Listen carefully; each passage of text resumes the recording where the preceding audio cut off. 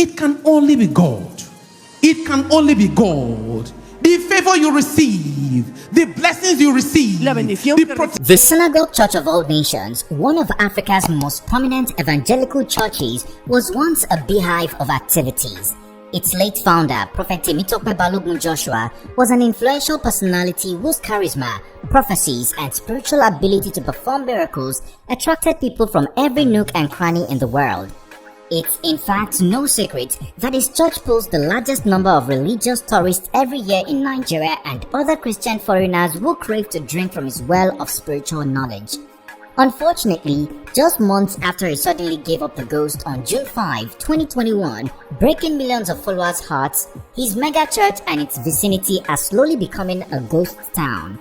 For those doing business within the vicinity of the Synagogue Church of All Nations in Ikotun, Lagos, the death of its founder, Prophet TB Joshua, has brought untold hardship to business owners who now believe that businesses around the church died along with the founder.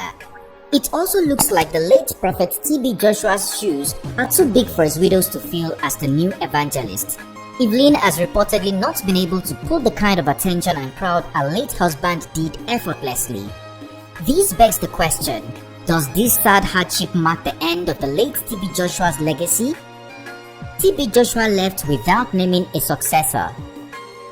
If under a rock, then you would know that the late Prophet TB Joshua needs absolutely no introduction. Until his death, he was adorned by his millions of followers in Nigeria, Latin America, and other parts of the world. In his lifetime, the televangelist was the most charismatic pastor in Nigeria, which equally made other pastors dislike and dissociate themselves from him. If the Bible verse that says, "By their fruits we shall know them," is anything to go by, then we can say that the late prophet bore as many fruits. His teachings were widely broadcasted on Emmanuel TV, drew many from far and wide, seeking to draw from his well of knowledge. To a point, Joshua was dubbed the opera of evangelism and the most popular pastor on YouTube. The Synagogue Church of All Nations headquarters, located at Ikotun-Egbe, Lagos State, doubling as a grand edifice structured to contain more than 20,000 worshippers, a quarter of whom were foreigners, was a major destination for people seeking miracles and healing from all kinds of infirmities and disabilities. Presidents, vice presidents, head of state and top politicians trooped en masse to his church and testified to his anointing owing to his prophetic abilities. The poor and the needy were not left out. They made Joshua's church grounds their second home, where they sought food, water, and shelter. Just as people thronged Emmanuel Cathedral, the same way businesses around the area thrived. Ikotun-Egbe, a lesser-known town in Lagos State, was brought to life by the heavy traffic of TB Joshua's followers, transforming it into a boom town. But you all know the saying, there is a time for everything, a time to be born, a time to live, and a time to die. Sadly for TB Joshua, death came too early. Just a week before his 58th birthday and 2 months after suffering from a stroke, the well-loved man of God passed away on June 5, 2021. As a cleric well known as the husband of widows, a father to many orphans, and one who gave hope to the hopeless, his demise threw the whole country into mourning. While people commiserated with his followers, they claimed they took it in good faith because their father in the Lord had predicted his death. Unfortunately, whether this was true or not, it was clear that the charismatic pastor failed to name who would succeed him. While still alive, TB Joshua worked with a group of close disciples known as the Wise Men, who he groomed to succeed him.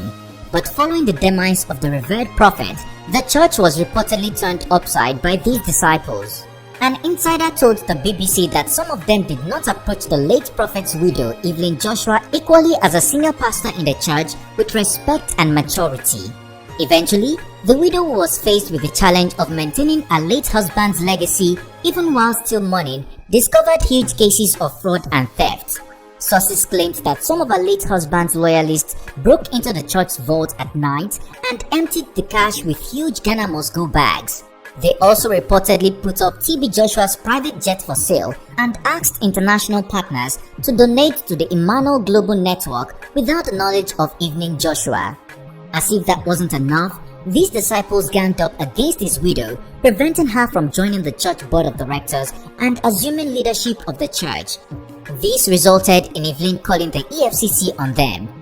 About 20 foreign and Nigerian disciples were invited for questioning over alleged fraud and diversion of funds donated to the church. Much later, videos emerged of some members, primarily foreigners, being forced to vacate the guest house in the church compound amid jeers. Unfortunately, while this church cleanup and tussle for succession between top pastors and Evelyn Joshua camp was ongoing, devoted church members, especially foreigners, were reportedly leaving in droves, causing the business to begin crumbling. Hotels, restaurants, and other commercial shops experienced some of the lowest patronage in a long time. Their only prayer was that whatever was going on in the church be resolved in time, hoping that things will turn around and return to normal. Having established the incompetency of these disciples, those loyal to Evelyn secured a court order, making her a member of the committee and smoothing the path for her to assume control and leadership of the church.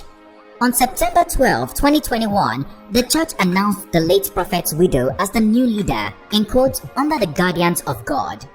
Most people admitted that her appointment came as a surprise because while her husband was still alive, she preached every now and then, but he never really recognized her.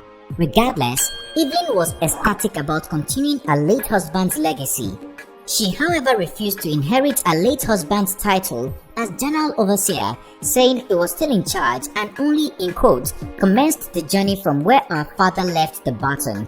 It turned out that succeeding her husband would not be the biggest hurdle, proving a spiritual credential to the thousands of followers who adorned her husband and trooped to the church for his charisma, wisdom, and anointing, unfortunately is. They expected no less from Evelyn, who has now been charged with maintaining the legacy her husband built from the ground up with his sweat. Initially, the church recorded a massive turnout, as seen on November 8, 2021, when Evelyn led its first service since the passing of its founder. Unfortunately, this story gradually changed months after under the watch of Evelyn. The church, which used to be a boomtown, has strangely become as quiet as a graveyard. While it's still not clear why this is happening, sources claim the controversy surrounding the widow's succession did not only drive many members away permanently, but also resulted in some loyal disciples of her late husband leaving the church to establish their own ministries. But the most important fact is that Evelyn Joshua has also not been able to pull the kind of crowd that her husband did effortlessly. The sad incident has begun to have a ripple effect on Ikoton-Egbe, the town where the church is located. The crowd from the church, which used to rub off on the environment, making it bubbly and the perfect location for businesses to thrive, is slowly becoming a ghost town.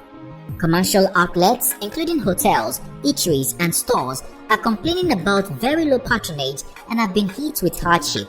Hotel and restaurant owners who used to smile at the bank are now putting up their buildings for lease or sale, while those who took loans from the banks say they are being haunted by the banks over their inability to service these loans. This begs the question, why is the Synagogue Church of All Nations becoming a graveyard under the leadership of the late TB Joshua's widow, Evelyn Joshua? Is it because she is not as charismatic as her husband or has not been able to prove her spiritual credibility? Does it have to do with her being a woman in a powerful position?